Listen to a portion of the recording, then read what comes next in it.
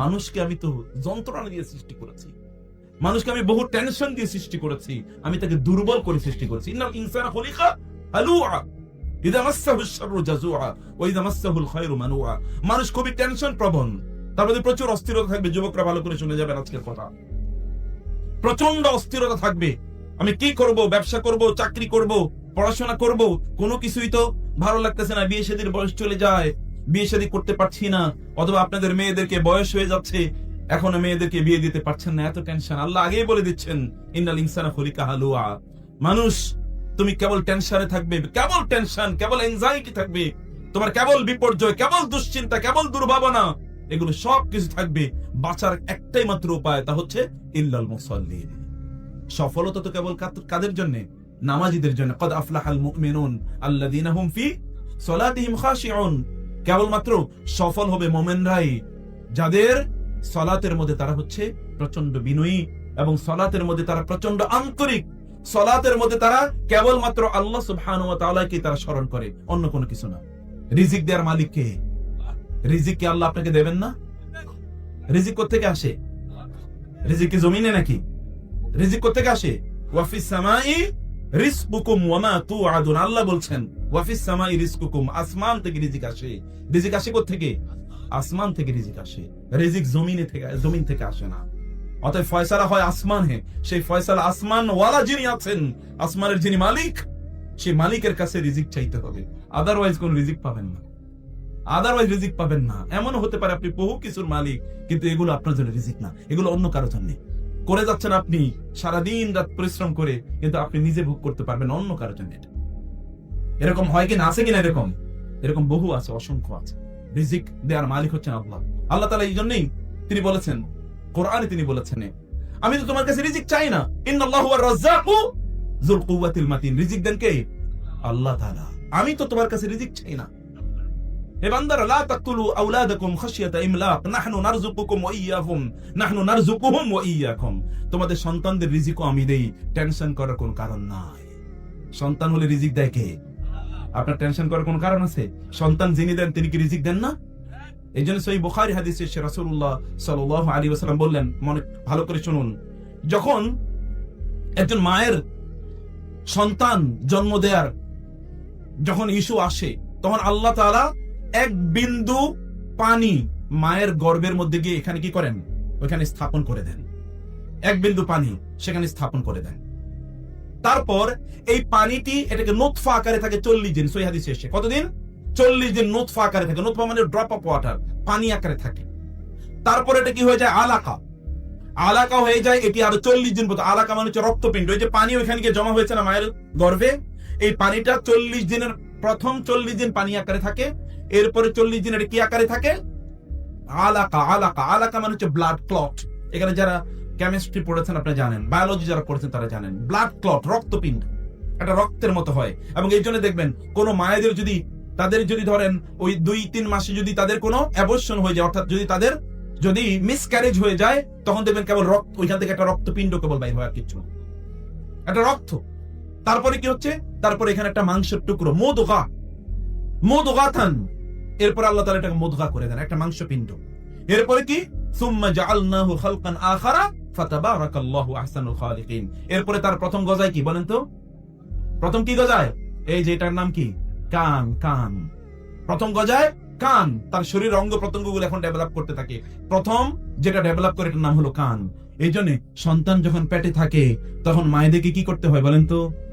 কোরআন তেলাওয়াত করতে হয়, কোরআন তেলাওয়াত শুনতে হয়, ভালো কথা বলতে হয়, ভালো কথা শুনতে হয়। এগুলো করলে ওই যে সন্তান যে পেটের মধ্যে আছে, ওর কানে সর্বপ্রথম কোরআনের আওয়াজ যায়, এবং এই সন্তানগুলো তখন আল্লাহওয়ালা হয়ে যায়। আদারওয়াইজ এগুলো সব কি হবে? গান শুনতেছে, এরপরে এগুলো বাইর হয়ে তারপরে ডিস্কো ড্যান্সার করার জন্য। দেখেন না এখন পোলাপাইন 2 বছরের বাচ্চা মোবাইল হাতে না দিলে কি খায় না। কোত্থেকে শিখলো এটা? কে শিখিয়েছে তাকে? এগুলো ওইখান থেকে শিখে এসছে, ওইখান থেকে শিখে এসছে। আপনার সন্তানকে আপনি কি শিখাচ্ছেন? যে ওইটা আমার আলোচনার বিষয় না। আমি বলছি যে আল্লাহ সুবহানাহু ওয়া তাআলা এই যে 3 মাস, এই যে 40 দিন 3 40 কত? 120 কয় মাস হয় বলেন? 4 মাস। 4 মাস পরে, এরপরে আল্লাহ সুবহানাহু ওয়া তাআলা একজন ফেরেশতাকে পাঠান এবং তাকে নির্দেশ প্রদান করেন যে এই শিশুটির জন্য, এই যে সন্তানটি আসবে, এই সন্তানের জন্য 4টা জিনিস লিখে দাও। বিকাতবি আরবা আশিয়া, 4টা জিনিস তার জন্য যেন লিখে দেওয়া হয়। 1 নম্বর হচ্ছে তার লিখে দেবে তার রিজিক কি হবে এই জমিনে, সে কি খাবে, কি করবে না করবে, কতটুকু, এগুলো তার রিজিক লেখা থাকে। এবং 2 নম্বরে লেখা থাকে কি তার আজল, সে কতদিন এই পৃথিবীতে বাঁচবে, এগুলো তার লেখা থাকে। এবং 3 নম্বরে লেখা থাকে ওয়া আমালুহু, সে কি কাজ করবে। এবং 4 নম্বরে লেখা শাকিয়ুন আম সাঈদুন, সে কি জান্নাতি নাকি জাহান্নামী। এগুলো ওইখান থেকে আল্লাহ তাআলা নির্ধারণ করে দেন। আমি যে কথা বলছিলাম, রিজিক আল্লাহ সুবহানাহু ওয়া তাআলা সৃষ্টির আগেই নির্ধারণ করে দেন কিনা বলেন তো? দেন না? আওয়াজ করছেন না কেন? দেন কিনা? তাহলে আপনার রিজিক নিয়ে তো টেনশন কেন? রিজিকের মালিক যিনি, টেনশন তো যদি করতে হয় তাহলে তার করবার কথা নাকি? রিজিক নিয়ে তো আপনার কোনো টেনশন নাই। তিনি যদি আপনাকে উন্মুক্ত ভাবে দিতে চান, এই ক্ষমতা তার নাই? রাসূলুল্লাহ সাল্লাল্লাহু আলাইহি ওয়াসাল্লাম বলেন, আল্লাহ সুবহানাহু ওয়া তাআলা বলেন, ইন্নী কাসামতু সলাতা বাইনি ওয়া বাইনা আবদি নিসফাইনি ওয়া লিআবদি মা সাআলা, আমি নামাজকে আমার মাঝে এবং আমার বান্দার মাঝে কি করে দিয়েছি, ভাগ করে দিয়েছি, এবং নামাজে দাঁড়িয়ে আমার বান্দা আমার কাছে যা চায় আমি তাকে তাই প্রদান করব। বুঝেন নাই? নামাজে দাঁড়িয়ে ওয়ালি আবদি মা সাআলা, এটা আল্লাহ বলছেন, আর কেউ না। পৃথিবীর যত প্রভাবশালী ব্যক্তি হোক না কেন, সে প্রভাবশালী ব্যক্তি যদি কোনো ওয়াদা করে, এই ওয়াদা মিস হওয়ার সম্ভাবনা আছে কি নাই? আছে। কিন্তু আল্লাহ ওয়াদা করলে মিস হবে নাকি? ইন্নাল্লাহা লা ইউখলিফুল মিআদ, আল্লাহ তার ওয়াদা তো ভঙ্গ করেন না। ইন্নাকা লা তুখলিফুল মিআদ, আল্লাহ তুমি তো তোমার ওয়াদা ভঙ্গ করো নাই। দাঁড়িয়ে দেখেন নামাজে, সত্যিকার অর্থে নামাজে দাঁড়িয়ে দেখেন, আল্লাহকে ভুলে যায়েন না। আল্লাহকে ভুলে গেলে দুনিয়াটা আল্লাহ তাআলা আপনার জন্য জাহান্নাম বানিয়ে দেবেন। ওয়ামান আ'রাদা আন যিকরি ফাইন্না লাহু মাঈশাতান দানকা ওয়া নাহশুরুহু ইয়াওমাল কিয়ামাতি আ'মা ক্বালা রাব্বি লিমা হাশারতানি আ'মা ওয়া ক্বাদ কুনতু বাসীরা ক্বালা কাযালিকা আতাতকা আয়াতুনা ফানাসিতাহা ওয়া কাযালিকাল ইয়াওমা তুনসা। আহা, হৃদয় ফেটে যাওয়ার কথা যদি আপনি বুঝতে পারতেন প্রিয় ভাইরা, ফেটে যাওয়ার কথা। ওয়ামান আ'রাদা আন যিকরি, আমার নামাজ থেকে যে মুখ ফিরিয়ে নেবে, ফাইন্না লাহু মাঈশাতান দানকা, আমি এই দুনিয়ার জীবনটাই তার জন্য কঠিন করে দেব। দুনিয়ার জীবন কঠিন করে দেব। কি আপনি যদি যারা আল্লাহ ওয়ালা দিনদার, যদি তাদের জীবনটা দেখতেন, তারা কি জান্নাতের মধ্যে আছে। আর যারা অনেক সম্পদ, অনেক ক্ষমতার অধিকারী, ওদের দিকে তাকিয়ে দেখেন, ওদের ঘুম নাই, নিদ্রা নাই, ডায়াবেটিস, ব্লাড প্রেসার, ক্যান্সার, হার্টের ডিজিজ, অথবা কি কিডনি ফেইল, এমন কোন রোগ নাই যে রোগ দিয়ে আল্লাহ তাড়াতাড়ি পূর্ণ করে দেন নাই। দুনিয়াটাই ওর জন্য জাহান্নাম। বুঝেন নাই? দুনিয়াটাই তার জন্য জাহান্নাম। কিন্তু যারা আল্লাহ ওয়ালা, তাদের জন্য দুনিয়াটাই কি আল্লাহ তাআলা তার জন্য জান্নাতের মতো করে দিয়েছেন। এইরকম যে কারণ দুনিয়াতে সে আল্লাহ ভালোবাসা পেয়েছে, ওই ফিল, এটা কেবলমাত্র এই দুনিয়ার সাজসজ্জা, অনেক কিছু সম্পদ, ক্ষমতা, এগুলোই শোনা। ইয়া আইয়াতুহান নাফসুল মুতমাইন্নাহ ইরজিই ইলা রাব্বিকি রাদিয়াতাম মারদিয়া, এটা ইতমিনান। ইব্রাহিম আলাইহিস সালাম বললেন, যখন তিনি বললেন রব্বি আরিনি কাইফা তুহিল মাউতা ক্বালা আওয়ালাম তুমিন ক্বালা বালা ওয়ালাকিন লিয়াতমাইন্না কলবি, আমার অন্তরের একটা ইতমিনান দরকার, একটা প্রশান্তি দরকার। আমি প্রশান্তিটা কেবলমাত্র অর্জন করতে চাই। এই প্রশান্তি কেবলমাত্র আল্লাহর সামনে দাঁড়ালে অর্জন হয়। এটা অন্য কোথাও, অন্য কোন জায়গায় আপনি কিচ্ছুর মধ্যে এটা পাবেন না। অন্য কোথাও আপনি এটা পাবেন না প্রিয় ভাইরা। এই যে যুবকরা অনেকে আমাদেরকে এসে বলে তাদের জীবনে অনেক সমস্যা, অনেক সংকট, এই যে আপনারা বলেন অনেক সমস্যা, অনেক সংকট। আল্লাহ তাআলা বলেন কদ আফলাহাল মুমিনুন আল্লাযীনা হুম ফি সালাতিহিম খাশিউন, মুমিনরা সফল হবে। তাহলে ব্যর্থ হয় কেন মুমিনরা? বুঝেন নাই কথা? আল্লাহ তাআলা বলছেন মুমিনরা সফল, আর আপনি এসে বলছেন কি আমি ব্যর্থ। কিভাবে হলো তাইলে? ব্যর্থতার তাহলে মূল কারণ কি? মূল কারণ হচ্ছে ওই যে ওইটাই, মূল কারণ ওইটাই, তারা তাদের সালাতের মধ্যে নাই, তারা তাদের নামাজের মধ্যে নাই। রাসূলুল্লাহ সাল্লাল্লাহু আলাইহি ওয়াসাল্লাম বলেছেন আস-সালাতু নূরুন, নামাজ কি? নামাজ কি? আলো। আলো কোথায়? আলো দুনিয়ায় আলো, আখিরাতেও আলো। বুঝেন নাই? দুনিয়ায় আলো, আখিরাতেও আলো। দুনিয়ার আলো কথা বলি, আখিরাতের কথা আমি একটু পরে বলছি। সালাত কিভাবে আপনার জন্য আলো হবে প্রিয় ভাইরা? চারিদিকে অন্ধকার, কেবল চোখে অন্ধকার দেখতেছেন। এরকম লোক আছে না বলে কেবল ভাই চোখে অন্ধকার দেখতেছি। চোখে কেবলমাত্র কি পোকা যেন বলো এটাকে, জোনাকি পোকা দেখছি, অথবা চোখে কেবলমাত্র মরিচিকা দেখছি, কেবলমাত্র মরিচিকা দেখছি, ধুধু ধুধু এরকম দেখছি। কোন মোমেনের জন্য চোখে কোনোদিন ধুধু দেখার প্রশ্ন আসে না, কারণ as-salatu নূরুন, সালাত নামাজ তার জন্য আলো, নামাজ তার জন্য আলো। কোন অন্ধকার তাকে কোনোদিন ডেকে দিতে পারে না। রাসূলুল্লাহ সাল্লাল্লাহু আলাইহি ওয়াসাল্লাম তার যখন টেনশন হতো তখন তিনি কি করতেন বলেন তো? তিনি বেলালকে বলতেন আকিমিস সালাত আরিহনা বিহা বেলাল। বেলাল একটা টেনশন সামনে দেখতে পাচ্ছি, ইম্পেন্ডিং ডেঞ্জার, একটা বিপদ দেখতে পাচ্ছি, নামাজের ব্যবস্থা করো, নামাজে দাঁড়িয়ে যাই, নামাজে দাঁড়িয়ে গেলে আমার এই সমস্যা সমাধান হয়ে যাবে। এবং তাই হয়েছে, তাই হয়েছে। বদরের যুদ্ধ, বিশাল বড় বাহিনী, 1000 সৈন্যবাহিনী, সেখানে তাদের যেই অস্ত্র শস্ত্র এবং হিউজ ট্রেনিং প্রশিক্ষিত সৈন্যরা সেখানে আসলো। আর এখানে কেবলমাত্র রাসূল সাল্লাল্লাহু আলাইহি ওয়াসাল্লাম যাদেরকে নিয়ে গেলেন তাদের কাছে মাত্র 2টা ঘোড়া আছে। ঘোড়া কয়টা বলেন তো? মাত্র 2টা। ওদের ওইখানে কিন্তু ভরপুর। আর এখানে তাদের তলোয়ার মাত্র 2-3টা আছে, আর কিচ্ছু নাই। এই লোকগুলো অধিকাংশই দুর্বল, অধিকাংশই দুর্বল। কারণ এরা মক্কায় কি ছিল? অধিকাংশ এখানে তারা স্লেভ, কৃতদাস হিসাবে তারা ছিল। এত দুর্বল সাহাবীদেরকে নিয়ে তিনি গেলেন যুদ্ধের ময়দানে। তিনি বললেন, সালাতের মধ্যে তিনি দাঁড়িয়ে গেলেন। সালাত শেষ করে তিনি আল্লাহর কাছে প্রার্থনা করছেন, কাঁদছেন, আল্লাহ ইন তুহলিক হাযিহিল ইসওয়াবা লা তু'বাদ ফিল আরদি আবাদা। আল্লাহ, যদি এই ছোট্ট কয়েকটা লোকের নিয়ে আমি যুদ্ধের ময়দানে এসেছি বিশাল বড় বাহিনীর বিরুদ্ধে, যদি এরা আজকে পরাজিত হয়, এই জমিনে তোমার নাম নেয়ার আর কে থাকবে আমি বুঝতে পারছি না। আল্লাহ সুবহানাহু ওয়া তাআলা, তিনি আল্লাহর কাছে দোয়া করছেন আর কাঁদছেন। তার মাথা থেকে কাপড় যেটা ছিল এটি কান্নার কারণে পড়ে গেছে। আবু বকর রাদিয়াল্লাহু তাআলা পিছন থেকে এসে কাপড়টা উঠিয়ে দিয়ে বলেন, ইয়া রাসূলুল্লাহ, যথেষ্ট, আপনার দোয়া অলরেডি আসমানে কবুল হয়ে গেছে। এবং এরপরে দেখেন না, যুদ্ধের ময়দানে গিয়ে ওই কুরাইশের বিশাল বড় বাহিনী ওইখানে দাঁড়াতেই পারে নাই, দাঁড়াতেই পারে নাই। সেখান থেকে তারা পালিয়ে যেতে বাধ্য হয়েছে। ডিভাস্টেটিং ডিফিট, এমন একটা পরাজয় যে পরাজয় ইতিহাসের জন্য টার্নিং পয়েন্ট। যদি সেই দিন ইসলাম সেখানে পরাজিত হতো, মুসলিমরা পরাজিত হতো, কি হতো আল্লাহ তাআলাই ভালো জানেন। কিন্তু আল্লাহ সুবহানাহু ওয়া তাআলা সালাত দেখেছেন না, রাতের বেলা রাসূল সালাত আদায় করেছেন, সালাত আদায় করে আল্লাহর কাছে প্রার্থনা চেয়েছেন। এটা এমন একটা ইবাদত যে ইবাদত কোনো অবস্থায় ছাড়া যায় না। এই যে ব্যর্থতার কথা আমি বলি, ইয়াং জেনারেশন যারা আছেন এখানে, যারা শুনছেন, শুনবেন, সালাতের কাছে আসেন। আল্লাহ সুবহানাহু ওয়া তাআলা তো সফলতা দুনিয়া এবং আখিরাতে মুমিনদের জন্য রেখেছেন। যে ব্যক্তি মুমিন না, তার জন্য সফলতা আসবে কোথা থেকে? সূরাতুল মুনাফিক, রাসূলুল্লাহ সাল্লাল্লাহু আলাইহি ওয়াসাল্লাম প্রতি জুমায় এটা কেন পড়তেন? এমনি পড়তেন নাকি? এমনি পড়তেন নাকি? ওই যে সামনে যারা আছে তাদেরকে সতর্ক করে দেয়া, ইযা জাআকাল মুনাফিকুন, মুনাফিকরা এসে আপনার কাছে বলে, ইন্নাকা লা রাসূলুল্লাহ, সত্যিকার করে বলছি, আল্লাহর কসম করে বলছি, আপনি আল্লাহর রাসূল। কিন্তু আসলে আল্লাহ বলছেন, আল্লাহু ইয়াশহাদু ইন্নাল মুনাফিকিনা লাকাযিবুন, আল্লাহ সাক্ষী দিচ্ছেন যে মুনাফিকরা মিথ্যুক। ওদের চেহারা দেখলে, কথাবার্তা শুনলে, ছবি দেখলে, নামাজে আসলে আপনি মনে করবেন যে কি তারা সত্যিকার অর্থে খুবই ভালো, আসলে না। যখন তারা নামাজে দাঁড়ায় তখন তারা কি? অলস। নামাজে দাঁড়ায় কি অবস্থায়? অলস অবস্থায় নামাজে দাঁড়ায়। নামাজে দাঁড়িয়ে আছে, হাই উঠে। আল্লাহর সামনে, আপনি প্রধানমন্ত্রীর সামনে গিয়ে একটা হাই তুলে দেখেন তো আপনার 14 গোষ্ঠী পর্যন্ত কি করে দেয়। কথা বুঝেন নাই? যায়া দেখেন তো এরকম প্রভাবশালী কোন ব্যক্তির সামনে দায়া একেবারে কোড়ামুড়ি দিলেন, হাই তোলেন, কত করে আঙ্গুল ফুটাইলেন, আঙ্গুলই তো ড্যামেজ করে দেওয়া হবে। আর আল্লাহর সামনে দাঁড়িয়ে আপনি কিভাবে আঙ্গুল ফুটান? বেয়াদবি তো সীমা থাকা উচিত। মালিকাল মুলক, রাজাধিরাজ, রাজত্বের অধিকারী, সবকিছুর মালিক যিনি, সেই মালিকের সামনে কিভাবে আপনি এরকম বেখেয়াল থাকেন? আপনার নামাজ যে কবুল হয় কিনা এটা আপনি কেমনে বুঝবেন?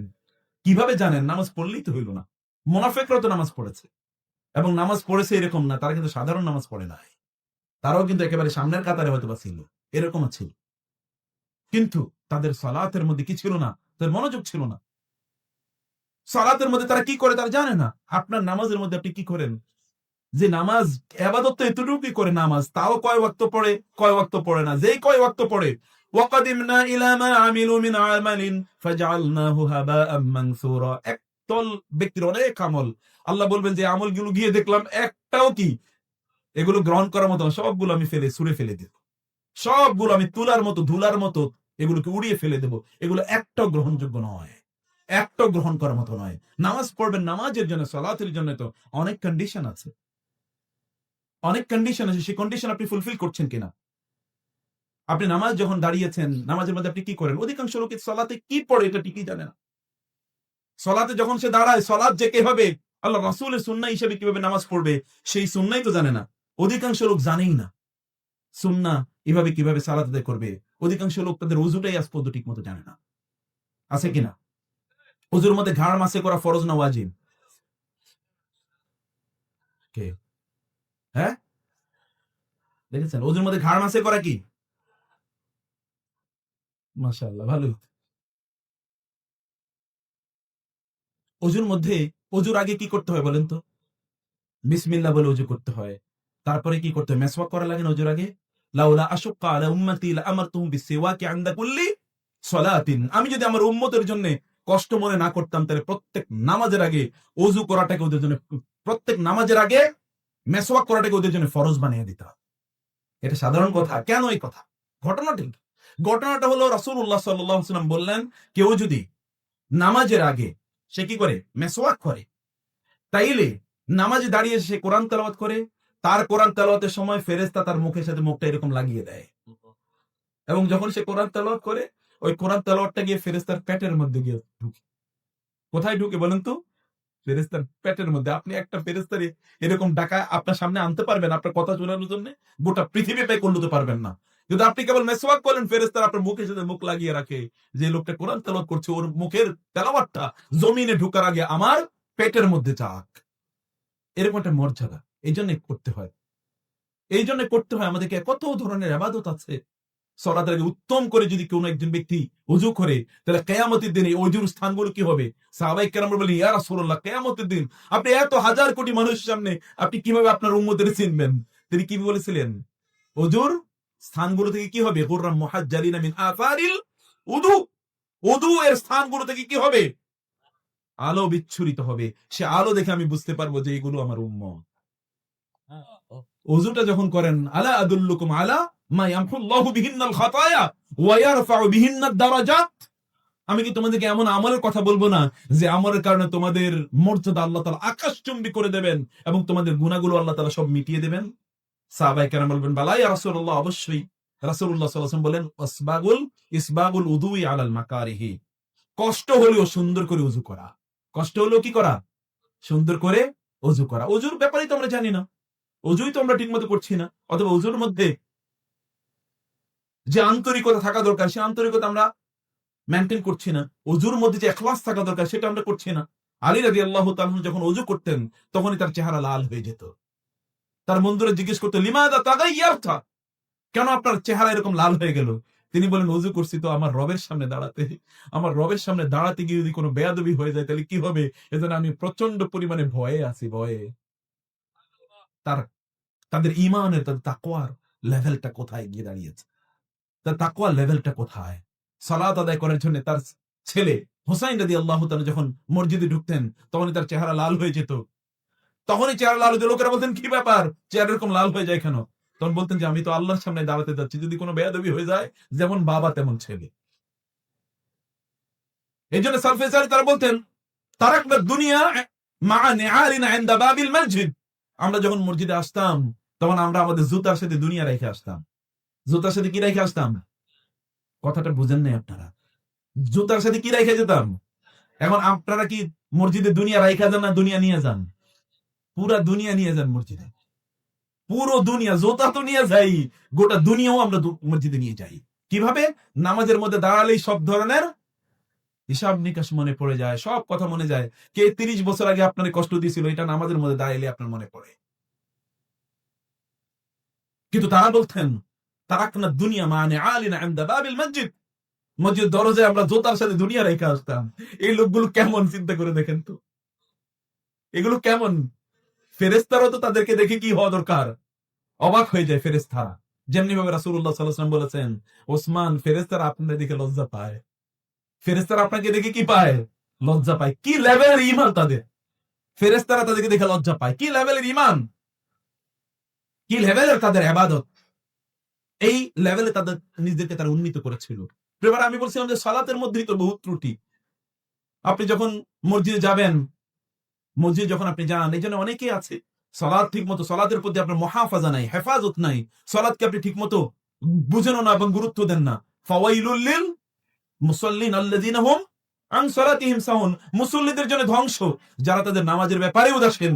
আল্লাহ বাঁচাইছে আপনাদেরকে, আল্লাযিনা হুম আন সালাতিহিম সাহুন বলছেন। যদি আল্লাযিনা হুম ফি সালাতিহিম সাহুন বলতেন তাহলে সব জাহান্নাম ছাড়া কোনো উপায় ছিল না। বুঝেন নাই?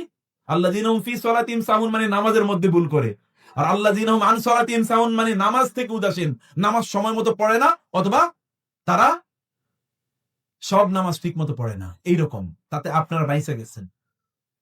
আর নাহলে বলতে, যদি বলা হতো ফি সালাতিহিম, নামাজের মধ্যে উদাসীন, মানে নামাজের মধ্যে ভুল করে ফেলে, তা নামাজের মধ্যে তো আপনার মনে থাকে না মাঝে মাঝে, আগের রাকাতে কোন সূরা পড়ছেন এটা তো কিছুক্ষণ পরে আর মনে থাকে না।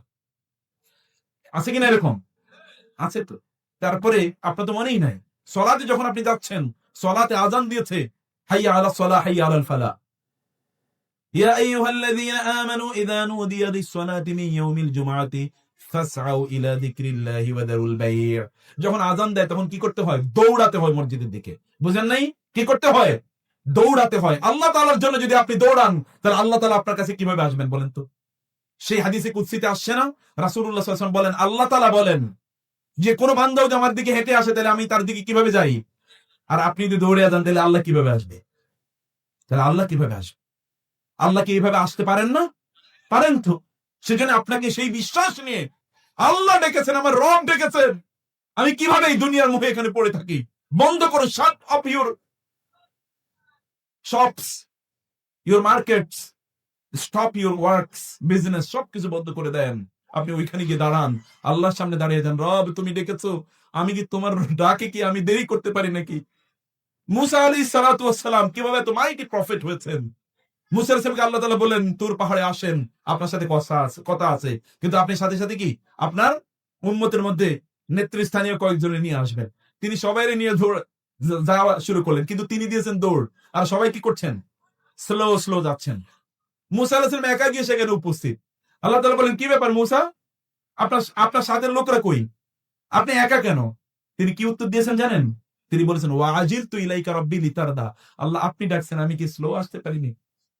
ডাকছেন আপনি, আমি কিভাবে আসতে আসি? আমি দৌড় দিছি, আল্লাহ আপনি ডেকেছেন। এটা হচ্ছে রাসূলদের, নবীদের দৌড়। আজান দিয়েছে, আজানের পর একজন মুসলিম, তিনি আল্লাহ ডেকেছেন। একজন মুসলিম অন্য কোথাও থাকতে পারেন না। আপনি দৌড়ে এসে দেখেন আল্লাহ তাআলা কিভাবে আপনার সমস্যাগুলো সমাধান করে দেয়। দৌড়ে এসে দেখেন, আল্লাহ তুমি ডেকেছো, অতএব আমার সব কিছু তোমার উপর আমি ছেড়ে দিলাম। আলাইহি তাওয়াক্কালতু ওয়া ইলাইহি উনীব। তিনি আমাকে ডেকেছেন, ইয়া আইয়ুহাল্লাযীনা আমানু ইসতাজিবু লিল্লাহি ওয়া লির-রাসূলি ইযা দাআকুম লিমা ইউহয়িকুম। তোমরা প্রকৃত জীবন পেতে চাও? তোমরা প্রকৃত জীবন পেতে চাও? আতিউল্লাহ আতিউ রাসূল। তোমরা আল্লাহকে, আল্লাহ রাসূলকে আনুগত্য করো। যারা আল্লাহ আল্লাহ রাসূলকে আনুগত্য করে, ফালা নুহইয়ান্নাহু হায়াতান তাইয়্যিবা। আপনি একটা ভালো জীবন চান তো, একটা সুখী জীবন, ভালো জীবন। আপনার বউ আপনার কথা শুনবে, আপনার ছেলেরা মেয়েরা আপনার কথা অনুসারে চলবে, আপনার ঘরের মধ্যে শান্তি থাকবে, আপনার ব্যবসা বাণিজ্য যা ধরেন সবগুলো এগুলো কি হীরার মতো, সোনার মতো হয়ে যাবে। আপনার সন্তানের দিকে তাকালে আপনার চোখটা শান্ত হয়ে যাবে, স্ত্রীর দিকে তাকালে আপনার মনটা ভালো হয়ে যাবে, স্বামীর দিকে তাকালে আপনার শান্তি তৈরি হবে, এবং আপনার ঘরের মধ্যে ঢোকার পর আপনার সকল অশান্তি দূর হয়ে যাবে। আপনি যাই করেন না কেন সব জায়গায় আপনার সফলতা। কেউ আপনাকে কষ্ট দিয়ে আপনার মনটা খারাপ করে দিতে পারে না। যদি এগুলো সব কিছু করতে চান, তাহলে আপনাকে আপনার রবকে সন্তুষ্ট রাখতে হবে। আপনার রবকে যদি আপনি সন্তুষ্ট রাখতে চান, রাখতে পারেন, তাহলে আপনাকে আল্লাহ তাআলা একটা হায়াতে তয়্যিবা প্রদান করবেন। কি প্রদান করবেন? হায়াতে তয়্যিবা। হায়াতে তয়্যিবা মানে একটা ভালো জীবন, আল্লাহ বলছেন। এবং তিনি অন্য জায়গায় বলেছেন, ইস্তাজিবু লিল্লাহি ওয়া লির-রাসূল। তোমাকে আল্লাহ ডেকেছেন, রাসূল ডেকেছেন, তুমি স্লো যেও না। ইযা দাআকুম লিমা ইউহয়িকুম। তাইলে তোমরা প্রকৃত অর্থে জীবন যেটা বলা হয়, you will then enjoy your life.